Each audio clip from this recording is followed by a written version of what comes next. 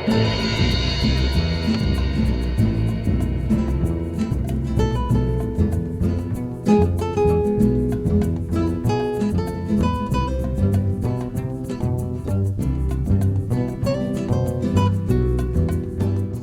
parents parfaitement imparfaits, bonjour. Bonjour Marie-Jeanne. Bonjour. Voilà, c'est notre deuxième épisode de conseil aujourd'hui pour les parents avec Marie-Jeanne Trouchot, qui est donc l'auteure de nombre de livres sur l'éducation, la violence à l'école, la communication non violente et toutes sortes d'accompagnements au développement personnel et à la parentalité. Aujourd'hui, Marie-Jeanne, on nous pose la question de comment gérer les écrans, les jeux vidéo avec nos enfants. Alors, je crois qu'il est important de se rendre compte que souvent, les parents mettent leur enfant petit devant un écran parce que ça les arrange. Alors, c'est des Teletubbies, c'est un dessin animé, c'est machin, etc. Pendant ce temps-là, l'enfant est occupé, tranquille, pendant ce temps-là, on peut faire ce qu'on veut. Mais quand l'enfant devient un peu plus grand et que lui veut choisir son écran, là, le parent dit non. Alors, je crois que ça se prépare depuis fort longtemps et je dirais que les écrans sont à éviter vraiment totalement avant 3 ans pour moi. Hein. Et puis ensuite à réguler de manière très précise. C'est-à-dire que c'est un peu comme la tétine, comme la sucette. Ça a une fonction et il n'est pas question d'interdire, mais c'est pas non plus toute la journée. Voilà, donc si l'enfant est habitué à être cadré par rapport aux écrans, eh bien, il va continuer à comprendre hein, que c'est pas tout et n'importe quoi et tout le temps. Il faut se rendre compte du pourquoi l'enfant est dans ce jeu vidéo si longtemps.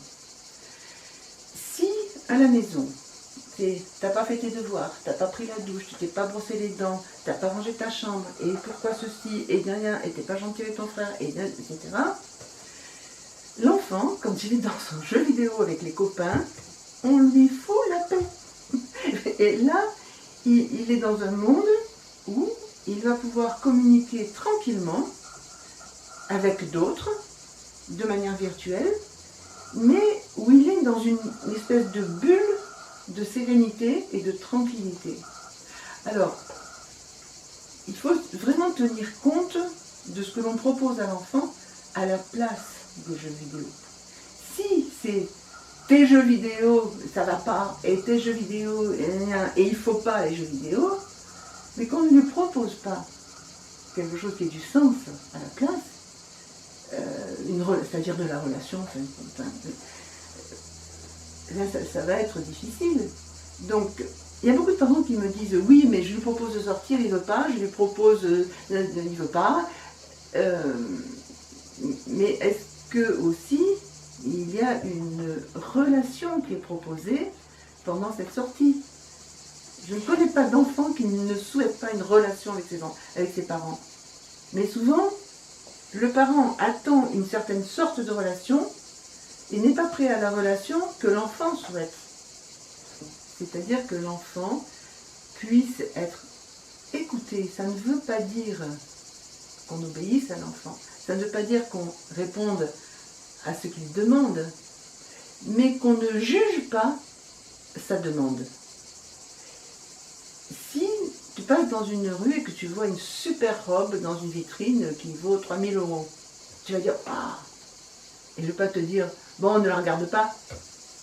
Je vais te dire « Ah bon, bah oui, c'est vrai, bon, mais elle est belle. » Si un enfant demande une barbe à papa, on va lui dire « Non, ça fait mal aux dents !» On ne s'intéresse pas à son envie et à la légitimité de son envie. On peut lui dire c'est vrai que c'est joli, c'est vrai que ça c'est bon, c'est vrai. Bon, c'est dommage qu'on ne puisse pas en manger tout le temps. C'est-à-dire que ce que je propose, c'est de ne pas juger l'envie de l'enfant. Ça ne veut pas dire forcément lui donner ce qu'il demande. Il est question de répondre aux besoins toujours, pas forcément aux envies. Chers parents parfaitement imparfaits, pensez à la relation avec votre enfant pour pouvoir gérer au mieux les petits tracas, notamment les écrans. Allez, à très bientôt. Merci Marie-Jeanne.